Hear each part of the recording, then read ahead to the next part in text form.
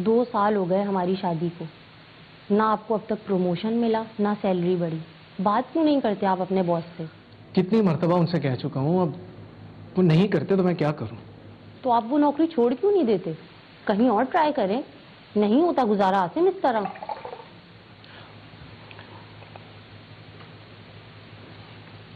ये गर्म क्यों है? फ्रिज कूलिंग नहीं कर रहा, उसको भी रिपेयर करवा दें।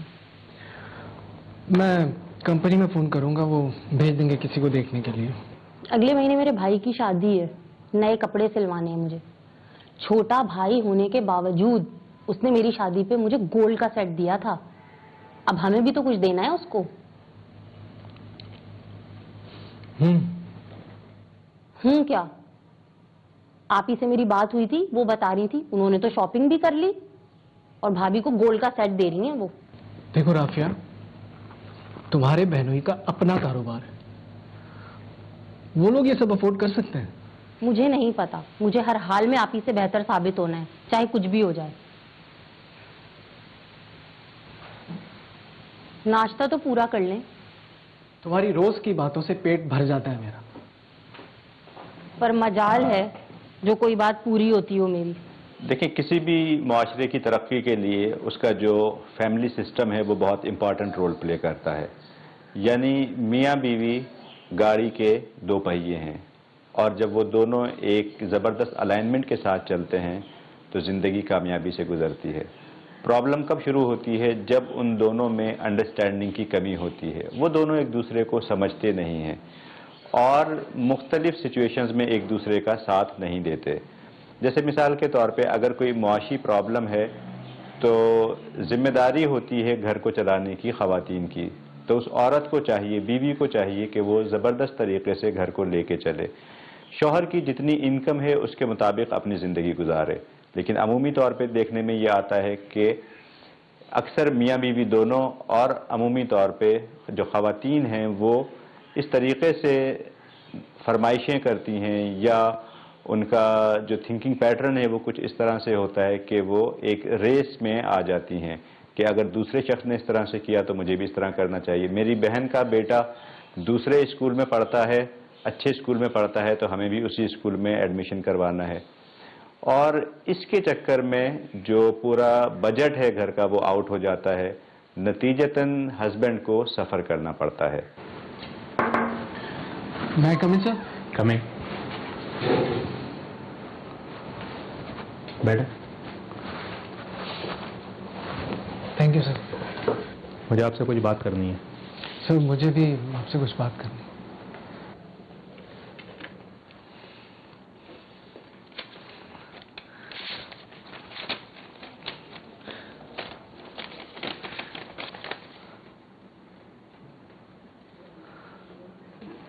सर ये तो टर्मिनेशन लेटर है। मैनेजमेंट का यही फैसला है। मगर सर इस तरह अचानक, 7 साल से सर्विस कर रहा हूं इस इदारे में, मेरी कोई कोताही नहीं है, कोई कंप्लेन नहीं है, फिर भी। देखिए आसिम, आपके काम में कोई डाउट नहीं है, लेकिन कंपनी में डाउन साइजिंग की जा रही है, इसलिए काफ़ी एम्प्लॉय को फायर किया गया है। उनमें एक नाम आपका भी है। आपको 1 महीने की सैलरी एक्स्ट्रा दे दी जाएगी।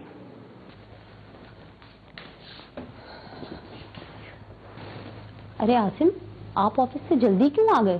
तबीयत तो ठीक है ना आपकी? आसिम, आप कुछ बोल क्यों नहीं रहे? बॉस ने सैलरी बढ़ाने से फिर मना कर दिया क्या? मुझे जॉब से निकाल दिया गया। जॉब से निकाल दिया गया? पर क्यों? आप तो अपना काम अच्छे से करते थे ना। मेरे अलावा भी कई लोगों को निकाला। हमें उनसे क्या मतलब, हमें तो अपनी जरूरत पूरी करनी है ना। इसीलिए कहती थी कोई नई जॉब तलाश कर लें। इन लोगों का कोई भरोसा नहीं होता, कभी भी किसी को भी जॉब से निकाल देते हैं। तुम्हारी इसी नाशुक्री की वजह से हुआ ये सब। आसिम, अब इस बात का इल्जाम आप मुझे ना दें। मैं क्यों चाहूंगी कि आपकी जॉब जाए? आपकी जॉब जाने से मुझे भी परेशानी होगी। घर के खर्चे, भाई की शादी की शॉपिंग, कैसे होगा ये सब कुछ? अरे खुदा, मेरी जॉब चली गई है और तुम्हें शॉपिंग की पड़ी हुई है। तो क्या करूं? घर वालों को कह दूं कि इनकी जॉब चली गई है, हम नहीं आ सकते शादी में? अगर मैं मजीद बहस करूंगा तुमसे तो मेरा दिमाग फट जाएगा।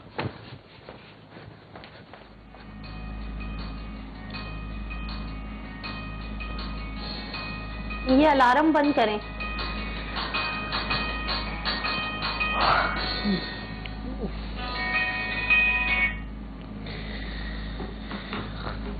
राफिया उठो, सुबह के 8 बज गए हैं। तो क्या करूं? आपने कौन सा ऑफिस जाना है? खुद भी सो जाए, मुझे भी सोने दें थोड़ी देर। तो क्या सारी जिंदगी ऐसे ही गुजरेगी? उठो, शाबाश, मुझे नाश्ता रेडी करके दो, मैंने जॉब ढूंढने भी जाना है, वरना घर बैठे बैठे एक्स्ट्रा सैलरी भी खत्म हो जाएगी। क्या एक्स्ट्रा सैलरी मिली थी? बताया नहीं आपने मुझे। कैसे बताता, कल आते ही तुम्हारी शिकायतों का पिटारा जो खुल गया था। अच्छा, मैं नाश्ता बनाती हूँ, आप तैयार हो जाएं।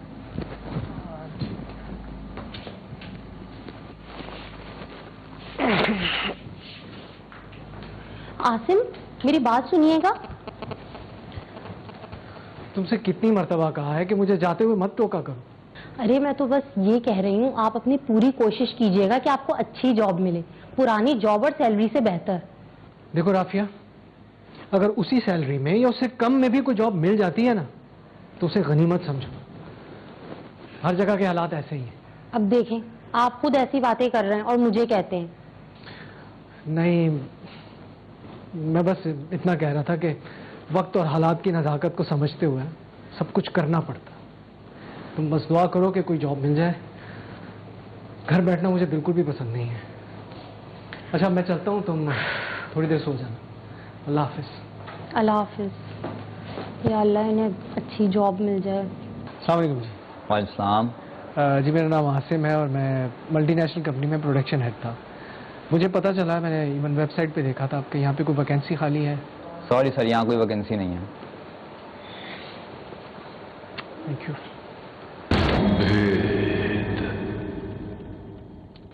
अब देखें ना अम्मी, इनकी जॉब भी अभी जानी थी जब घर में खुशी का मौका आया, और अब आप ही भी मुझे नीचा दिखाएंगी सबके सामने कि वो इतना कुछ दे रही हैं और मैं। रफिया बेटा, अपनी चादर देख के पैर फैलाने चाहिए। सायका अपनी मर्जी से जो दे रही है उसको देने दो। तुम्हारे भाई ने तुमसे न सायका से कोई डिमांड की है, और तुम्हें तो हर हाल में अपने शौहर का सपोर्ट करना चाहिए। तुम अगर मायूसी की बातें करोगी तो वो कितना मायूस होगा। अम्मी मैं तो बस। अच्छा अम्मी, आसिम आ गए, मैं आपसे बाद में बात करूंगी। चलो ठीक है बेटा, तुम मेरी बातों पे गौर करना, और आसिम को तुम बिल्कुल डिस्टर्ब नहीं करना, ठीक है? जी ठीक है, अल्लाह हाफिज। ठीक है, ओके बेटा, अल्लाह हाफिज। मैं आपको कब से कॉल कर रही हूँ, आपका फोन बंद जा रहा है। बैटरी डेड हो गई होगी। क्या वो जॉब मिली क्या? नहीं। तो आपने अपने किसी दोस्त से भी नहीं कहा कि कोई जॉब देखे? कहा है, 10 ऑफिस के चक्कर लगाए, मगर कहीं भी जॉब नहीं है। ऐसा कैसे हो सकता है, कहीं कोई जॉब नहीं है? आपने ठीक से ट्राई ही नहीं किया होगा। तुम कहना क्या चाहती हो? सुबह से जॉब की तलाश में मारा मारा फिर रहा हूँ, थक हार कर घर आया हूँ, तुमने एक गिलास पानी का नहीं पूछा, उल्टा सवालों की बौछार शुरू कर दी। अगर आपको कोई जॉब नहीं दे रहा तो आप मुझ पे क्यों भड़क रहे हैं? मैं तो बस तुम्हें समझा रहा था। यहाँ आप मुझे समझाएं, वहाँ अम्मी मुझे समझाएं। क्योंकि तुम्हें बातें जरा देर में समझ आती हैं, और हम सब तुम्हें चाहते हैं, इसीलिए समझाते हैं।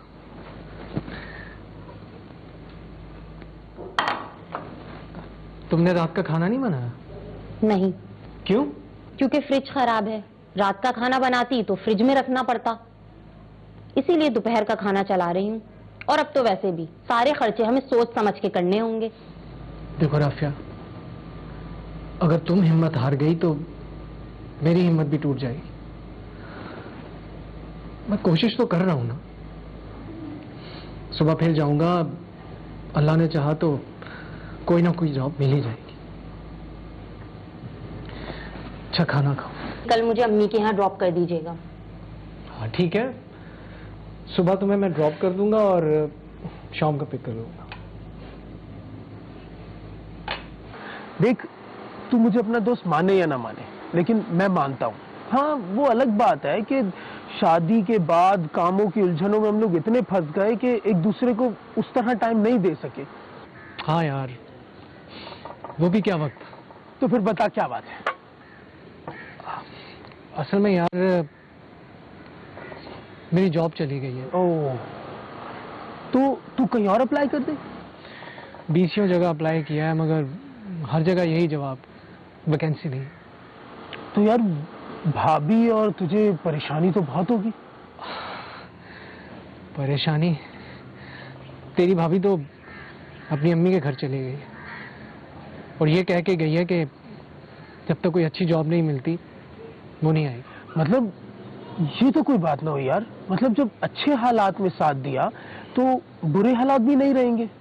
पता नहीं यार, जितना समझा सकता था, मना सकता था, सब कुछ किया मगर वो यही कह के गई है कि जब अच्छी जॉब होगी तभी आऊंगी। समझ में नहीं आ रहा कि नसीब में क्या लिखा। चलो अब नसीब में अच्छा ही होगा।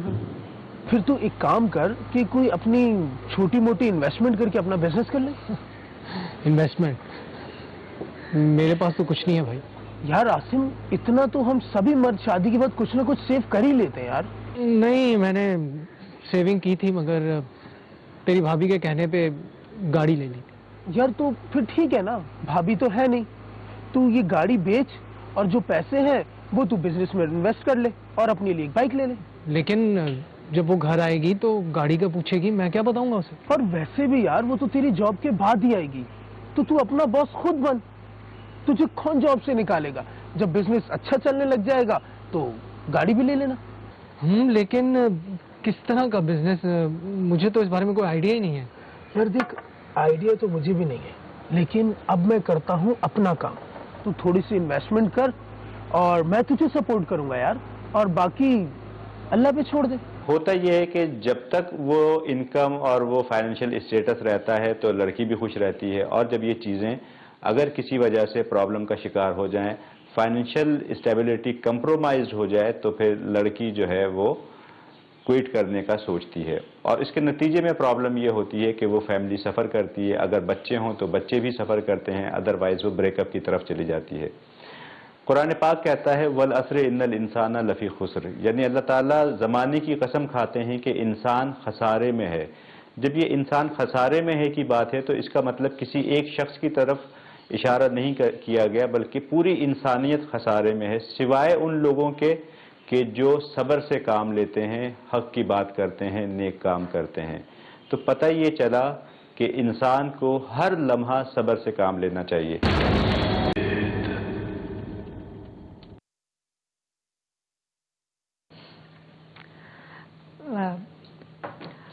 आसिम बेटा ले, और बासी तुम भी लो ना, और हिबा को लेकर नहीं आए तुम? हाँ एक्चुअली आंटी, उससे कुछ थोड़ा सा काम था। अच्छा आसिम, आपके अम्मी अब्बू? आंटी, उनका इंतकाल हो चुका है। ओह, तानिया के अब्बू का भी इंतकाल हो चुका है। मैंने माँ और बाप दोनों का प्यार दिया है। खैर छोड़ो, तुम दोनों को एक दूसरे से कुछ पूछना है ना तो पूछ लो। हाँ आसिम, पूछ लो जो पूछना है, बाद में मुझे कुछ मत बोलना। बस आंटी, मुझे तो सिर्फ यही पूछना है कि बासित ने आपको बताया होगा मेरी पहले भी एक शादी हुई थी। यार ये बात यहाँ करने की क्या जरूरत थी? जरूरत है, शादी करके मैंने इन्हें अपने घर लेके जाना है। वहां लोग मुझे और राफिया को जानते हैं।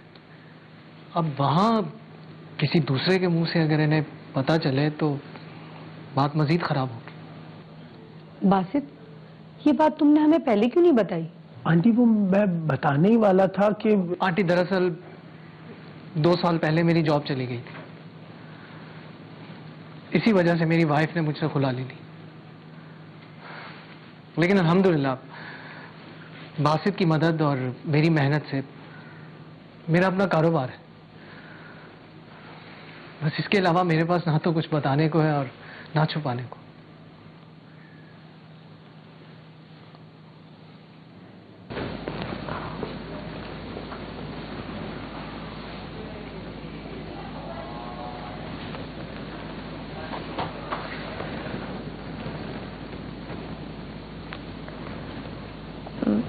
कुछ कहना चाह रहे हैं आप? कहना नहीं, कुछ पूछना चाह रहा। क्या? ये जानते हुए भी कि मेरी एक शादी हो चुकी है, आंटी को भी शायद हमारे रिश्ते पर एतराज था, तो फिर तुमने हामी क्यों भरी? आपने अपनी पहली बीवी को तलाक नहीं दी, उन्होंने आपसे खुला ली, सिर्फ इसलिए क्योंकि आपकी जॉब चली गई थी। इसमें आपका क्या कसूर? और अगर कल को खुदा न खास्ता फिर ऐसा हो जाए तो? अल्लाह देकर भी आजमाता है और लेकर भी। जब दे तो शुक्र अदा करें, जब ले तो सब्र करें। अल्लाह के हर काम में कोई ना कोई मसलहत होती है।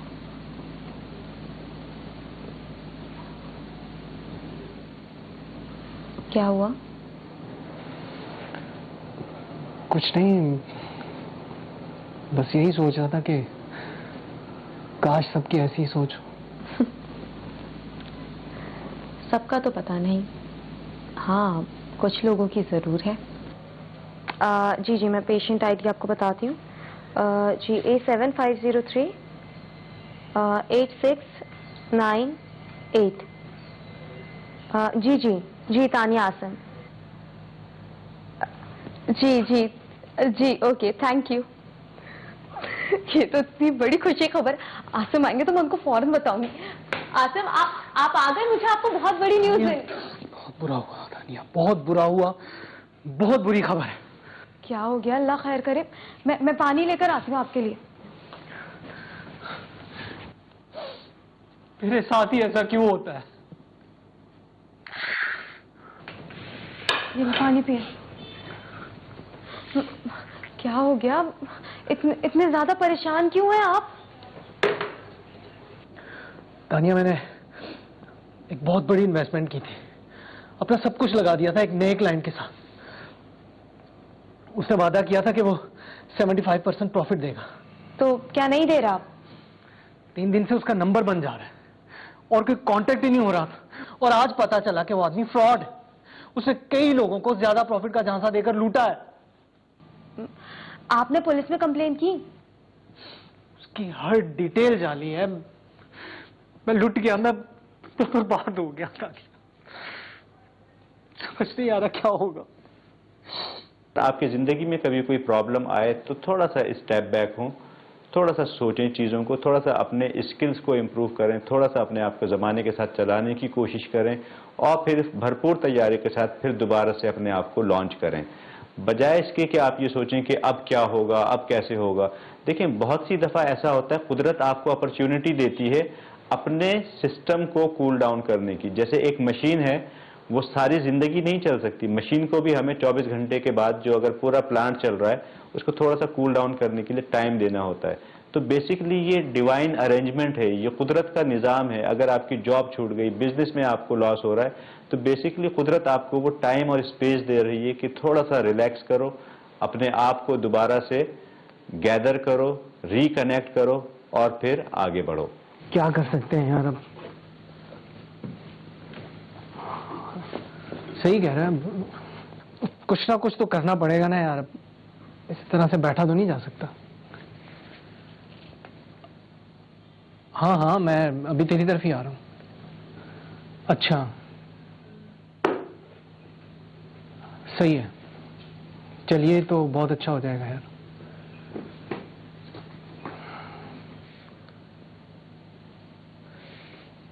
अच्छा,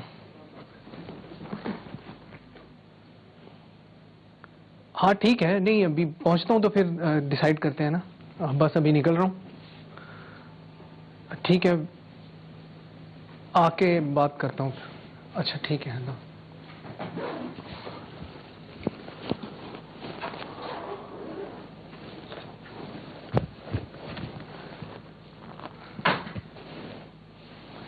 क्या हुआ तानिया, सब खैरियत तो है? जी जी, सब ठीक है। बात सुने, आप कहीं जा रहे हैं? हाँ, वो बासित की तरफ जा रहा हूँ, उसके साथ कुछ काम है। हाँ, तो फिर एक काम करें, मुझे अम्मी की तरफ छोड़ दीजिएगा। अम्मी की तरफ क्यों? क्या हुआ? अरे कुछ भी नहीं, मुझे अम्मी से कुछ काम है इसलिए जा रही हूँ। मैं तब तक चेंज कर लेती हूँ, मेरा वेट कीजिएगा।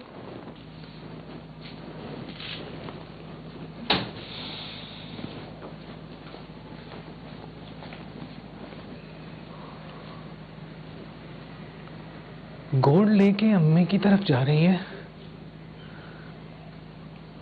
कहीं ये भी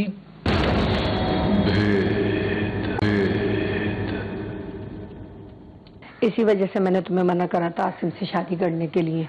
देखो वो फिर रोड पर आ गया। जब ही तो उसकी पहली बीवी उसको छोड़ के चली गई। उसकी किस्मत में तो दौलत ही नहीं है। अम्मी फिर इस हिसाब से तो हमें ये मान लेना चाहिए कि आसिम की ऐसी बुरी किस्मत उनकी बीवियों की वजह से। क्या मतलब? मतलब ये कि जब उनकी पहली शादी हुई तब तो वो बहुत अच्छी जॉब कर रहे थे, लेकिन शादी के कुछ अर्से बाद उनकी जॉब चली गई। फिर जब 2 साल में उन्होंने अपना कारोबार सेट किया और मुझसे शादी करी, तो देखें ठीक 6 महीने बाद उनके कारोबार में फ्रॉड हो गया। इस हिसाब से तो यही हुआ ना कि उनकी ऐसी किस्मत हम बीवियों की वजह से है। तानिया, इससे तुम अपना दिल बहला सकती हो, मेरा नहीं। जब तुम खुद माँ बनोगी ना, मेरी बात जब तुम्हारी समझ में आएगी। अम्मी मैं आपकी बात अच्छी तरह समझ सकती हूँ, क्योंकि मैं खुद माँ बनने जा रही हूँ। क्या मतलब? तुम उम्मीद से? जी अम्मी। और ये बात तुम मुझे अब बता रही हो? अम्मी मैंने आपको तो बता भी दिया है, अभी तक तो उन्हें बताया भी नहीं है। तो आसिम को ये बात नहीं पता? कहाँ, टेस्ट करवाने तो हम साथ ही गए थे, लेकिन कल मैंने ऑनलाइन रिपोर्ट्स कलेक्ट कर ली थी। मैं आसिम को बताने ही जा रही थी कि बस उन्होंने उसी वक्त अपने कारोबार में फ्रॉड के बारे में बताया। तो फिर मुझे समझ में नहीं आया कि मैं इतनी बड़ी खुशी की खबर उन्हें कैसे दूं, इसलिए नहीं बताया। तो बेटा अब क्या चाहती हो और क्या करोगी? अम्मी आपके पास मेरी एक अमानत रखी है, मैं वही लेने आई हूँ। मैं तुम्हारे साथ हूँ, तुम फिक्र नहीं करो। लाए मैं भी मदद करवा दूँ आपको। हाँ ये लो।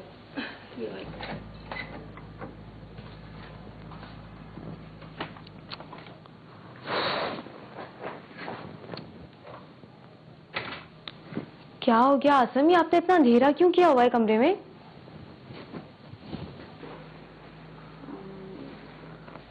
और आप मुझे अम्मी के घर से लेने क्यों नहीं आए? मैं आपका वेट कर रही थी, आपको पता है मुझे अकेले आना पड़ा है। क्या हो गया, इतनी हैरत से क्यों देख रहे हैं? तुम वापस आ गई? हाँ तो बोलकर तो गई थी कि मुझे जरूरी काम से जाना है अम्मी के यहाँ, वापस तो आना था ही। मैं तो समझा था कि तुम मुझे। क्या तुम मुझे? तुम भी मुझे छोड़ के चली गई। आपका पीछा हम इतनी आसानी से नहीं छोड़ने वाले। हाँ वो अलग बात है कि आप हम दोनों को छोड़ना चाह रहे हैं। तो मैं क्यों तुम दोनों से? दोनों से क्या मतलब? मतलब मैं और हमारा होने वाला बेटा या बेटी।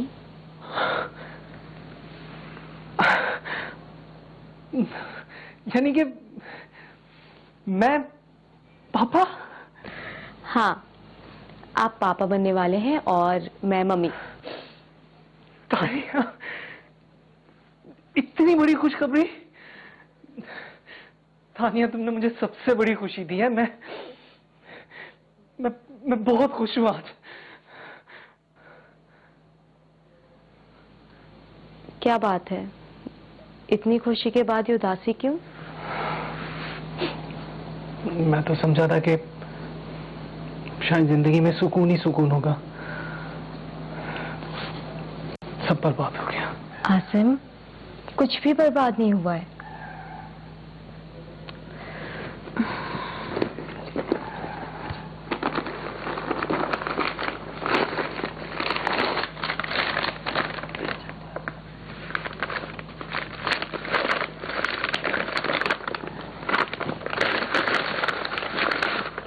इतने सारे पैसे तुम्हारे पास कहाँ से आए? वो मेरे पास जो मेरे गोल्ड के सेट्स थे, बस वो सेल कर दिए, और अम्मी के यहाँ इसलिए गई थी क्योंकि अम्मी के पास मेरी बीसी के पैसे रखे हुए थे। तो बस ये सब पैसे मिला के तकरीबन 6 लाख हैं। तुमने अपना गोल्ड बेच दिया, अम्मी से भी पैसे ले लिए। अरे रिलैक्स आसम, आप इतना क्यों परेशान हो रहे हैं? और वैसे भी अम्मी तो मुझे ये पैसे शादी के टाइम पे ही दे रही थी।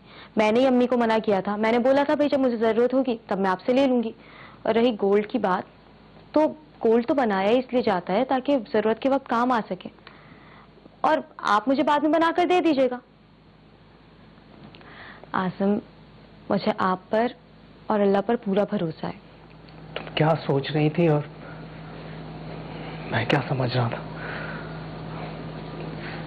तानिया प्लीज मुझे माफ कर दो, मैं बहुत गलत सोच रहा था।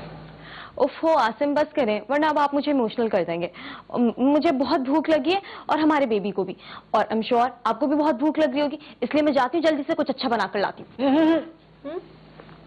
कुछ बनाने की जरूरत नहीं है, आज हम तीनों बाहर खाना खाएंगे। ठीक है। पहली बीवी जो है उसका माइंडसेट ही कुछ अलग किस्म का था कि यानी जब पैसा है तो वो शौहर के साथ है, और जहाँ पैसे की फरावानी कम रुकी या उसकी जॉब छूट गई तो फिर उसकी ज़िंदगी में परेशानियां आना शुरू हो गई। और बेसिक रीज़न क्या थी कि उसके अंदर सब्र की कमी थी। उसके बेसब्रापन की वजह से, यानी उसने फ़ौरन से क्विट कर दिया। उसके शौहर के तो दिन पलटने ही थे, वो चाहे किसी भी वजह से अच्छे होते, लेकिन उसने सब्र नहीं किया और वो उसको छोड़कर चली गई। तो ऐसे लोग ज़िंदगी भर दर दर की खाक छानते हैं और उनका मुस्तकबिल तारीक होता है।